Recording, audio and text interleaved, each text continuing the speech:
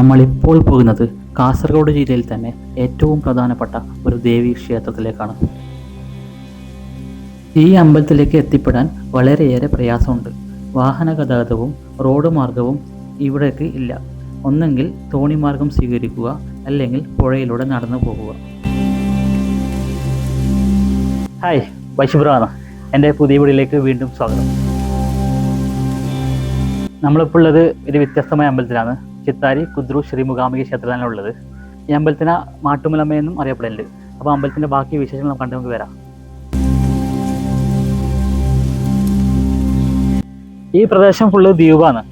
ഇപ്പോൾ ദ്വീപ് വെച്ചെങ്കിൽ ചുറ്റും പുഴയാണ്, വെള്ളമാണ്. ഈ ഭാഗം മാത്രമേ ഇല്ല, അമ്പലത്തിൻ്റെ ഭാഗം മാത്രമേ ഇവിടെ ഉള്ളൂ. പിന്നെ അമ്പലത്തിൻ്റെ ബന്ധപ്പെട്ട ആൾക്കാരും ഇവിടെ താമസിക്കുന്നുണ്ട്, കുറച്ച് ആൾക്കാർ. നമ്മുടെ എത്തിപ്പെടണമെങ്കിൽ ഒന്നെങ്കിൽ തോണി വഴി വരണം, അല്ലെങ്കിൽ ഇവിടെ ഒരു പാലമുണ്ട്. വെള്ളിയാഴ്ച മാത്രമേ പാലം തുറക്കാറുള്ളൂ. അപ്പോൾ നമുക്ക് ആ പാലം കണ്ടോ, എൻ്റെ ബാക്കിൽ കാണുന്ന പാലം കണ്ടോ, ഇതാണ്. ഈ വെള്ളിയാഴ്ച മാത്രം തുറക്കാറുള്ളൂ ഈ പാലം. വെള്ളിയാഴ്ച പൂജ കഴിഞ്ഞ ശേഷം ഈ പാലം ഇങ്ങോട്ട് വലിച്ചു വെക്കും. കൊല്ലൂർ ശ്രീ മൂകാംബിക ദേവിയും ഈ ഇവിടുത്തെ ദേവിയും തമ്മിൽ ഒരു ഐതിഹ്യ കഥകളിൽ ഒരുപാട് ബന്ധമുണ്ടെന്ന് പറയപ്പെടുന്നുണ്ട്. അപ്പോൾ അതിൻ്റെ എല്ലാ വിശേഷങ്ങൾ നമുക്ക് പിന്നീട് വരാം. അപ്പോൾ നമുക്ക് ആദ്യം ഇതിൻ്റെ കുറച്ച് ഭാഗങ്ങൾ പരിചയപ്പെടാം. പ്രകൃതിയും മനുഷ്യനും ദൈവവും ഒന്നാകുന്ന സ്ഥലമാണ് ശരിക്കും പറഞ്ഞത്. അത്രയും മനോഹരമായിട്ടുള്ള സംഭവം ഉണ്ട് ഇവിടെ കാണാൻ വേണ്ടിയിട്ട്. അമ്പലത്തിൻ്റെ പണി നടന്നുകൊണ്ടിരിക്കുന്നുണ്ട്, ഇത് പൂർണ്ണമായിട്ടും കഴിഞ്ഞിട്ടില്ല.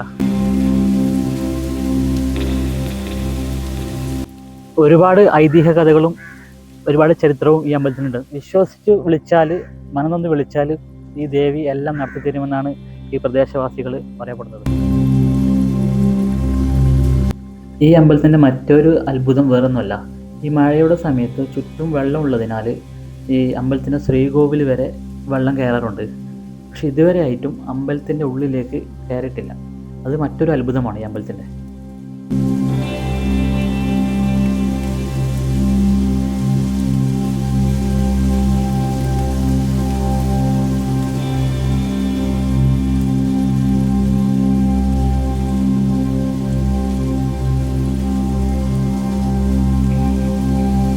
അപ്പോൾ ഓക്കെ, മറ്റൊരു വീഡിയോ ആയിട്ട് വീണ്ടും കാണാം.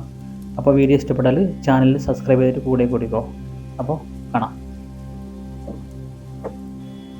ഒരു മനോഹര കാഴ്ച കാണിക്കാട്ടോ. ഇപ്പോൾ നോക്കിക്കോ, എൻ്റെ ബാക്കിൽ നോക്കിക്കോ.